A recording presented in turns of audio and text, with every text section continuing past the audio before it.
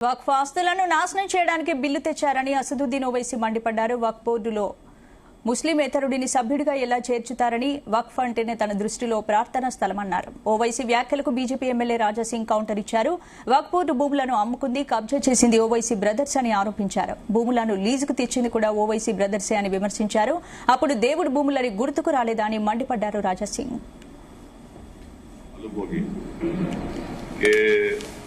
हैदराबाद दारुसलाम में 19 अप्रैल के दिन शाम में 7 बजे से 10 बजे तक all India Muslim personal law board की जानिब से वक्फ अमेंडमेंट बिल 2025 के खिलाफ एक प्रोटेस्ट मीटिंग, पब्लिक मीटिंग रखी जा रही है और जिसकी सदारत all India Muslim personal law board के सदर मौलाना खालिद सैफुल्लाह रहमानी साहब करेंगे। और इस प्रोटेस्ट पब्लिक मीटिंग में जो all India Muslim personal law board की तरफ से की जा रही है, उसमें तेलंगाना और आंध्र प्रदेश के मुस्लिम पर्सनल लॉ बोर्ड के मेंबर्स, तेलंगाना और आंध्र प्रदेश के बड़े बड़े मुस्लिम ऑर्गेनाइजेशंस जिसमें जमीयतुल उलमा भी है, जमात इस्लामी भी है और मशाइखीन इस प्रोटेस्ट पब्लिक मीटिंग में हिस्सा लेंगे। उलमा इकराम इस पब्लिक मीटिंग में हिस्सा भी लेंगे और अपनी स्पीचेस और अपने खिताबात के जरिए आवाम को बताएंगे कैसा ये वक्फ अमेंडमेंट बिल वक्फ के मुफाद में नहीं है। और साथ ही साथ हमारी ये कोशिश भी है कि जो पार्लियामेंट वक्फ कमेटी के मेंबर्स हैं, हम उनसे भी बात कर रहे हैं और अगर उनका शेड्यूल परमिट करता है तो वो भी आकर 19 अप्रैल के दिन 19 अप्रैल के दिन जो ये पब्लिक मीटिंग होने जा रही है उसमें हिस्सा लेंगे।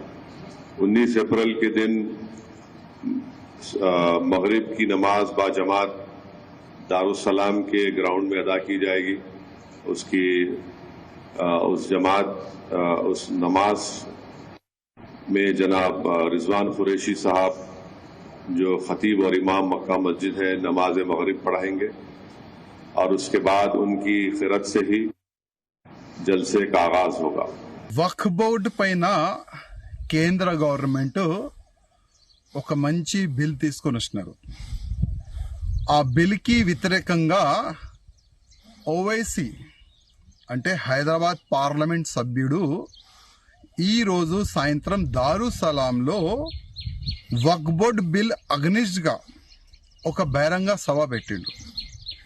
ఆ బహిరంగ సభ ఎందుకు పెట్టిండంటే జనాల్ని ఏ విధంగా రెచ్చగొట్టాలి అదే ఆయన ప్లాన్ ఉంటుంది. నేను ఓవైసీకి ఒక మాట అడగాలనుకుంటున్నా. ఇవాళ నువ్వు సభ పెట్టినావు కదా, నీలో దమ్ ఉంటే నిజం చెప్పనికి ప్రయత్నం చేయి. తెలుసు నువ్వు నిజం చెప్పవని. నీ అయ్యా కానీ, నువ్వు కానీ, నీ తమ్ముడు కానీ, నీ ఎమ్మెల్యేస్ కానీ, నీ కార్పొరేటర్ కానీ వక్ఫ్ బోర్డు పైన ఒక మంచి బిల్ వచ్చింది, దీనికి మనం సపోర్ట్ చేయాలి, అది ఎప్పుడు చెప్పరు. దీనికి అగ్నిస్టే చెప్తారు మీరు.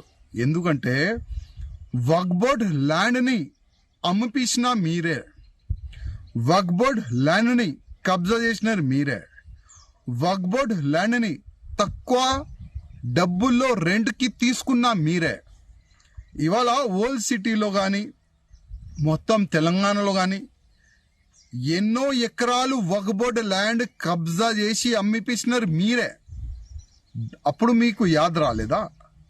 వక్ఫ్ బోర్డ్ ల్యాండ్ అల్లా ఇచ్చిన ల్యాండ్, దానికి కాపాడాలి, దానికి అమ్మొద్దు, తక్కువ రెంట్కి ఇయ్యకూడదు.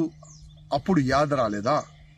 ఇవాళ కేంద్ర గవర్నమెంట్, మోదీ గారు government, Bharatiya Janata party government వక్ఫ్